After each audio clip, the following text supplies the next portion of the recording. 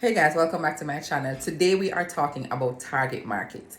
Now, one of the questions I get from entrepreneurs that I serve is they sometimes feel that whenever there's something wrong, maybe they're not generating enough sales, they need to change the persons who are on their sales team, or they need to change something about their product. When oftentimes what I've realized is that we've not clearly defined who our target market is.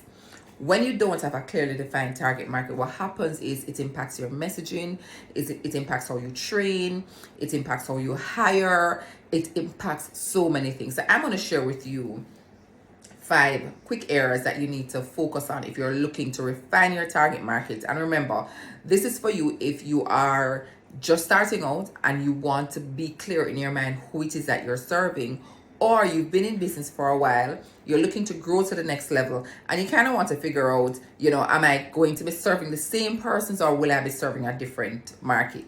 No, number one, be clear on the problem or solution that you are trying to solve, or the solution that you're bringing to the market. Now, Daniel Leslie puts this perfectly for me, and I think it rolls into number 2. Who were you 5 years ago, or what were your needs in this particular area 5 years ago? So if I think about myself, I would have started a number of businesses maybe more than 5 years ago, and I wish I had somebody who would say to me, Michelle, let me take this idea from you, let me help you to structure it in such a way that you can know what you need to focus on when, achieve those results, and then you move on to the next thing, because I was busy just trying to do everything at the same time, or not doing the things that were critical, like building a website before I refined my product. Like, don't make no sense, right? But those are some of the things that I was doing. And so, having learned the lesson, I'm like, you know what? I'm sure there are many other entrepreneurs out there like me. I am going out there to help them. Refine. Think about what problem are you solving for persons, and think about what solution you are bringing. Be very clear and ensure that you are comfortable with it. And ask yourself, what did I have this problem? Or maybe you are not the person who have the problem, but maybe you saw your friends with the problem. So think about that problem that you saw your friends with, or people that you just encounter in a space, and what solution you want to bring to them. The next thing you want to do is figure out who wants this. So if we're using that same thought process, if this was me 5 years ago, who was I 5 years ago? Because sometimes we're not the same. Who was I 5 years ago, and what it is that I would have wanted. Who wants this? Young entrepreneurs who are very creative, have lots of ideas, and are visionaries. If you're into health and wellness, it could be executives who are busy and they want to take control of their health. Like, be very, very specific with who it is that want this thing that you're offering, so you know how it is that you're going to communicate it to them. The next thing is, how are they thinking, feeling, and doing? So the first thing we talk about was your product or your solution. That's the problem or solution, and that's a product that you're offering. The next thing was, who wants this? This now is your ideal customer. Like, this is a person. And this is something that happened to me. I got stuck in this, where I believe because I have so much knowledge and experience in this area, I want to target more than one people. Yeah, I know this executive wants it, or I know a startup wants it, or I know women want it, but I'm going to target women and men. Be very clear on who your ideal customer is.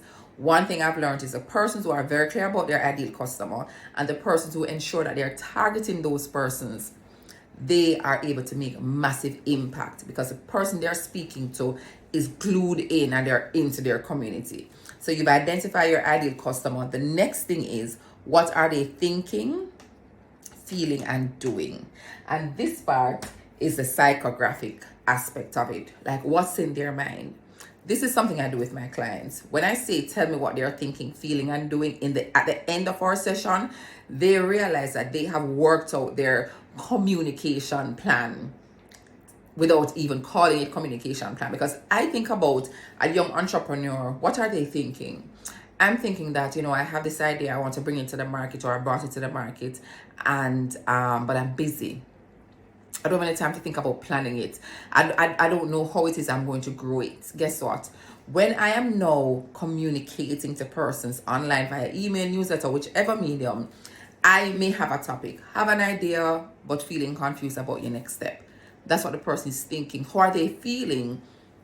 They're feeling overwhelmed. They're feeling tired. My communication could be feeling tired and overwhelmed about your business, let me help you. So when you get into what are they thinking, feeling, and doing, you write those things down. Clearly write them down, because at the end of the day, when you've defined what your target market is, you can now go back, use these same areas that you highlighted to develop your communication plan, right? So it doesn't get to be hard, guys. It can be easy. The next thing is, who are your competitors? We tend to skip this over a lot because, of course, I know what I'm doing and I'm bringing something special to the market.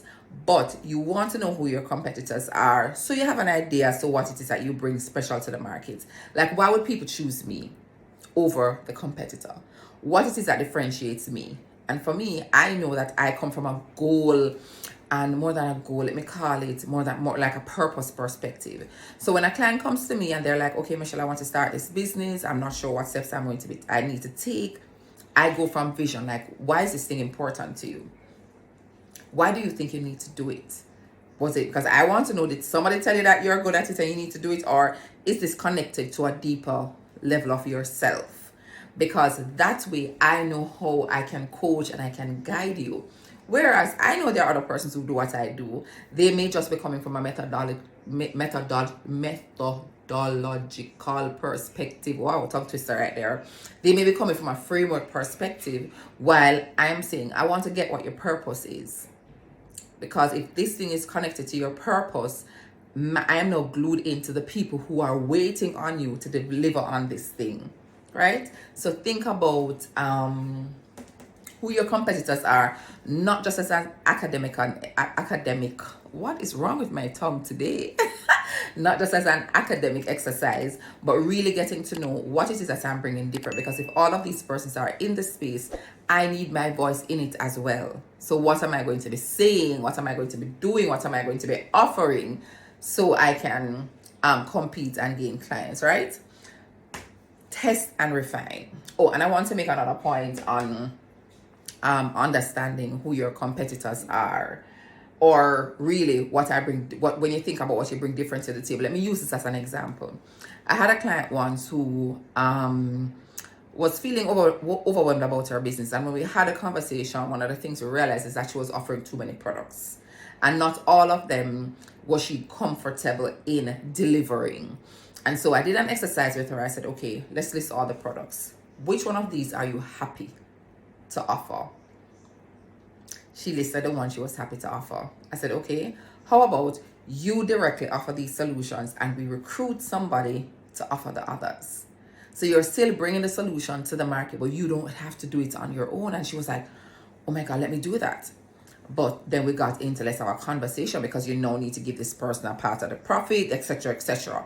However, at the end of the day, it's a win-win. So when you think about your purpose and why it is that you're delivering this thing to the market, you have to also think about how it makes you feel. I think I did a post, I think maybe it was on my social media page, or maybe it was a YouTube channel, I don't remember, about identifying the thing that you need to do. And what I said to persons is, think about what you like, what you enjoy doing, and think about what you're good at. Where those two intersect, that is the thing that you want to work on. No, what was happening to this client of mine is she loved doing what she was doing. But I think what happens to us, and I said it in the beginning, as entrepreneurs, is that we're pulling, because we're brilliant and we're creative. Somebody comes to us and they're like, oh, I want this product. We jump and we start doing it. It's not really connected to us. So when I think about what I bring different to the table, I am thinking about what's connected to your purpose, what's connected to you, and how it is that this thing is going to help you to make massive impact in the world. You don't want to forget that point. So after we have looked at our competitors, we want to test and refine. You test and refine your product regardless of how long you've been in the market. That is why you have large organizations who do like sessions with current and with existing customers, so you can get feedback from them. You know, is this really still working for you? Because when you think about, remember now, we're in an environment where the generation, they're moving up and they're moving out of our pool. So if we have a generation coming into our pool that we're not accustomed to serving, we need to figure out how will this product continue to work for them. So don't feel as though this is only for persons who are just starting out. You want to continue to get feedback from persons who you are serving. If you are already in business, what are they enjoying? What are they not enjoying? What would they like to change? If you're just starting out, test it on your friends and your family. And guys, your friends and your family exist on social media. They're liking, they're commenting on your things. So reach out to them. I did that exercise once where I literally went on social media, looked at persons who had liked or made a comment on something that I shared, and I really just reached out to them. I said to them, hey, I'm Michelle. I'm not looking to sell anything. I just want your feedback. I sat and I had conversations with persons, share what I did, got feedback from them. And the feedback does not always include, I think that you should, or I like what you're doing here. I don't like what you're doing. If I realize I'm speaking to an ideal customer, my target market, and they're saying to me, oh, I'm talking to you because I'm driving, because I just finished my 9 to 5 and I'm trying to head now to my side hustle. I am now thinking about how do I communicate with my customers, because this exists where my customers are continuously moving from one job to the next, or they're thinking about how am I going to just make this thing my full-time job so I no longer have to juggle the two. I hope this made sense to you. I hope you got some juice from it. There are many other elements, but we just wanted to focus on 5 so you can get something to take some quick action on. So remember, when you're thinking about your target audience, your target market, your target client, your target customer, whichever one you want to call it, ensure that you are very clear on the problem you're solving and the solution you're bringing. Ensure that you also know who is going to want it. Is this a man? Is this a woman? So this is your demographic. Are these persons 15, 16, 20, 35, 65, whatever their demographic description is? Ensure that you know that. Ensure that you also know what they're thinking, feeling, and doing, because this now gets into their psyche. You understand their thought process. You understand their buying patterns. You understand why they would want to buy. So you can communicate to them. Know who your competitors are, because that is going to help you to figure out what it is that you bring differently, and then always test and refine your product or your solution, no matter how long you've been in business, because the persons you serve are continuously moving through the different generations, and you want to ensure that you're serving them the way they want to be served. Remember, it's about the customer. I hope this helped somebody. If it did, go ahead and remember to like, share, and subscribe. And also tell me in the comments, or tell me on Instagram, tell me on Facebook, tell me in my email what it is that is challenging for you as an entrepreneur and what topics you want us to talk about. Until next time, I'm Michelle O'Connor, and thank you for coming on. Bye.